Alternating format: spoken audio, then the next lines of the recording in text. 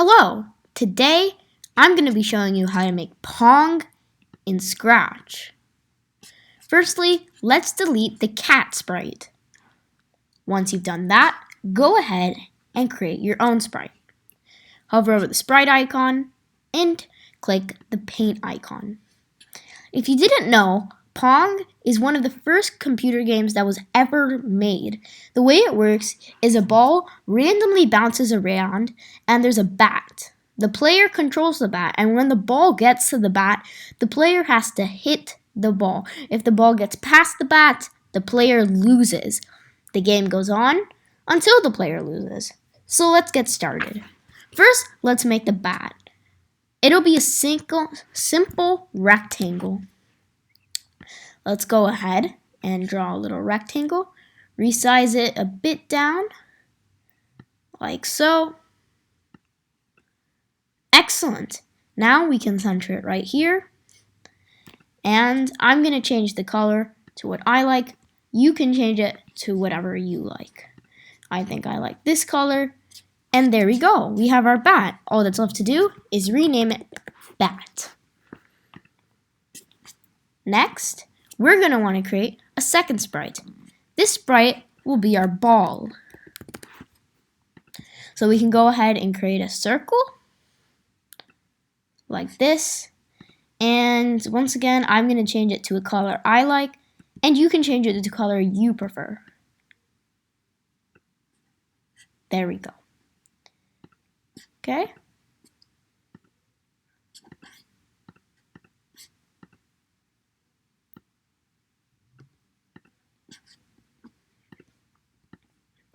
Now, let's add some eyes to it. So I'm going to make my eyes black, and they'll be just these small circles. Nice. Okay.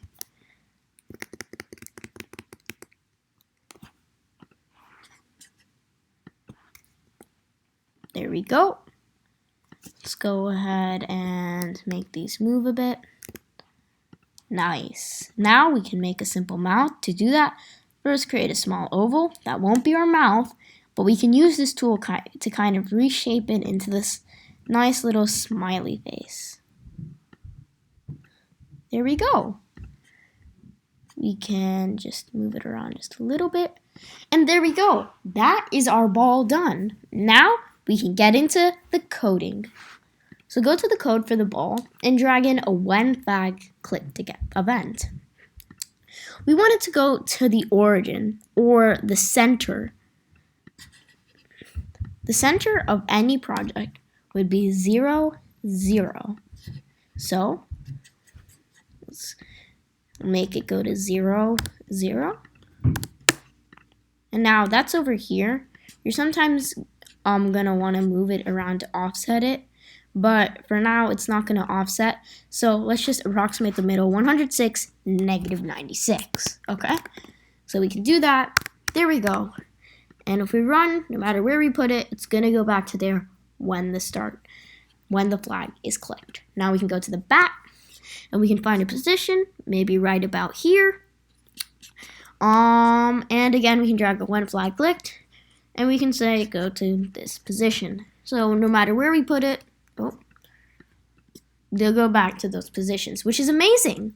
So now let's get into the bat movement. We can go to events and get when space key pressed. We can change this to up arrow. And we can say when the up arrow is pressed, we want to change our Y by 20. So what this means is when our up arrow is pressed, our Y, which is our up and down, will change by 20. So we'll go up by 20, which is what we want. So we can duplicate this and say down arrow, and we change Y by negative 20, meaning we go down by 20. So we can go ahead and run this. I'm pressing my down arrow, it's going down. Now I'm pressing my up arrow, and it's going up. Amazing, but we can go out of the game board. We don't want that. So what we can do is we can say, this is the absolute max. This is the absolute max I want this to go at. That's Y 154. So let's remember that number. And this is the absolute max I want this side to go at. That's Y negative 166. So we can go ahead and make an event for this. So we can say when flag clicked, we can make a forever loop. And this loop will run forever when the flag is clicked. And we can say, first of all, if, so we want to put an or statement in this if, and we want to say equal or greater. And we want to drag our Y position in, like that, at both places. So if our Y position is equal to 154, or if it's greater than 154, well, that's when we know sorry, not negative, positive.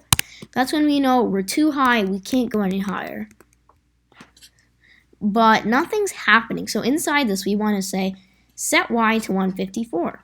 And now we'll never be able to get out. We can duplicate this and do the same thing for the next one. But instead of less than or greater than 154, we're going to have less than, and it's going to be negative 166. So I'll have to change that for both.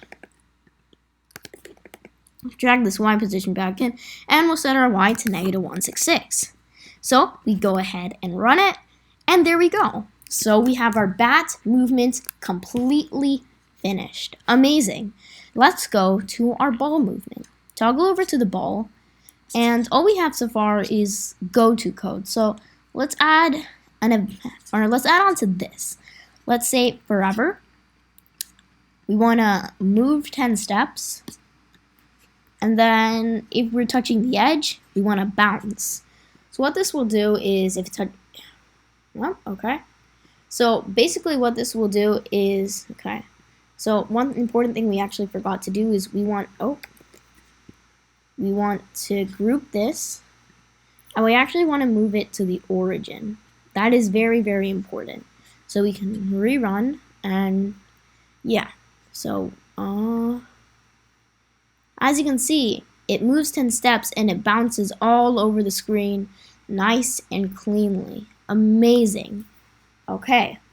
The next thing we want to do is say, okay, well, what happens if we touch the bat? Well, then it also has to bounce. And by the way this code works is we move 10 steps. We check if we're on the edge. If we're not, it's a forever loop. So we move 10 steps again. And finally, if we're on the edge, we bounce in another direction so we never go out of the game board. So now that that's done, we can make another event. So another when flag clicked, and another forever, and an if loop inside of it, or an if statement inside of it. And if we're touching the bat, we want to point in direction. So the way point in direction works is, right now, by default, it points in this direction. But when it comes to our bat, it's going to be pointing in this direction or around there. So we want it to always go from here to here relative to our bat. You can always change those a bit to suit your liking. And that would be degree 30 to 120. So we can say pick random from 30 to 120. Or sorry, 150. And so if we run this, no, yeah, you see it bounces off the bat, which is amazing. So there's 2 more things we need to do. Just 2 more things, and this Pong game will be complete. We need a score, and then we need a way to lose. Let's go ahead and make a score. We can make a variable for all sprites and call it score. When flag is clicked, we can say set score to 0. When it's touching the bat, that means we've hit it. So that would be a good place to change the score. So we can change score by 1. There we go. And we also want to click this little tick here. That just means score will plop up. Okay, we haven't got anything yet. I'm not very good at this game, but there we go. Yeah, there we go. We're getting points every turn now. Amazing. Okay, now we need a way to lose. First, let's make a lose screen. So go to backdrops and click on this little icon. So first of all, our backdrop is really, really plain, and that's not nice, is it? So let's make a rectangle here.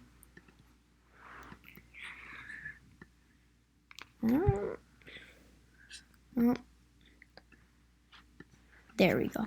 I want to change this a bit. Yeah, there we go. I like that. You can change it to whatever you like. There we go. Okay. Now, we want a you lose screen, so we can go ahead, add a new backdrop. And this one will be pitch black.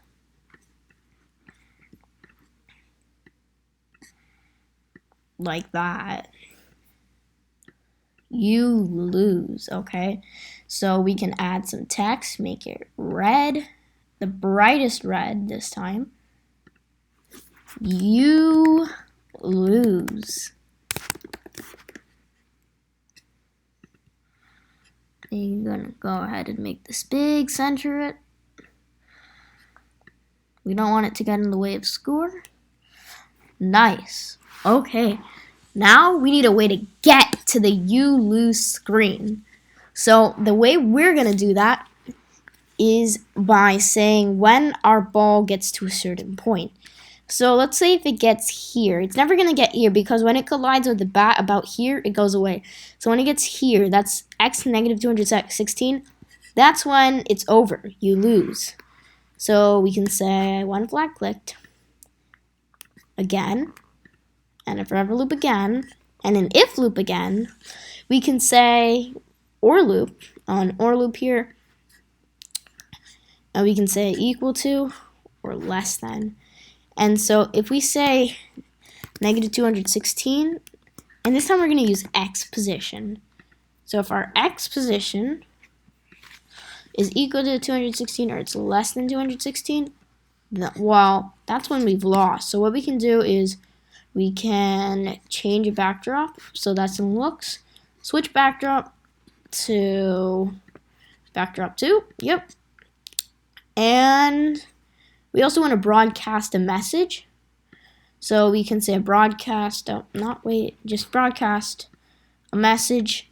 Let's say lose is our message. And then we want to hide because the you lose screen can't still have the game being played, right? So we can go ahead and hide. And there we go. So if we go ahead and run, we also want to, when flag click, switch backdrop to backdrop 1. So that if we've lost, then we want to play again. Well, then we don't still have the you lose screen. It's nice. Okay. Going a bit fast for me. No. Okay. So I've lost. My score is 1, but our bat still appears, and we can actually still play here. That's not good. So we want to hide our bat, and that's where this broadcasting we did comes into play.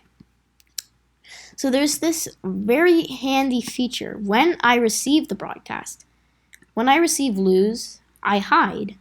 So that means the bat will disappear. And sure enough, oh, okay. So what we forgot to do is when we restart the game, we want the ball to show. So we can add that in here, and we can add that in here for the bat as well. Okay, there we go, our ball. Yeah, okay, I got a point there. Yep, there. No. Yes, okay, now let's try to lose here. Yeah, okay, you lose, everything's gone. We rerun, everything's back. Now we want to, the very last thing we want to do is we want a button to restart. So let's go ahead and make that. It'll be this greenish sort of button. We want it against the you lose screen. So let's quickly switch that. Yep, here we go. Okay, let's make it green. We need to get our brightness up. There we go. We can make it a couple shades darker, and we can drag it down here.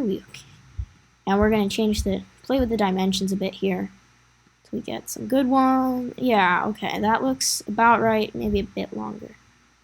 Yes, okay, excellent.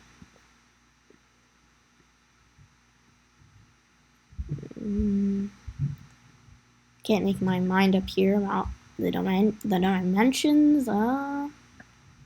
There we go. Okay, so let's make it black and say restart. We can change the dimensions a bit here. Oh, nope.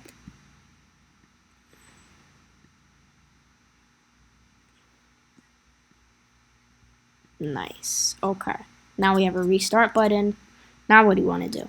So we want to say, first of all, when flag clicked, hide. And then when I receive the broadcast lose, then we want to show ourselves. Okay? That's pretty simple. There's also this really cool feature when the sprite clicked, and that's how we're going to restart the game. So when sprite click, broadcast, not lose, a new message, restart. And then we want to hide ourselves. Okay. We're going to also want to switch the backdrop to backdrop 1. And so we can just say ball here. Okay. When I receive this time restart, we can show ourselves. And same with the bat, we can just duplicate this. When I receive restart, go ahead and show ourselves. Okay. Now the last thing we need to do is once we restart, so let me go ahead and show you. Okay, we have 1 point. Now let's lose here. No, I'm too good. Okay, let's see if we can lose. There we go. If we restart, our score is still 2. And, well, we can't have that, can we? No. So, all we need to do, very simple, but we need to make sure we do it, is all we need to do here is say set score to 0. And that is it.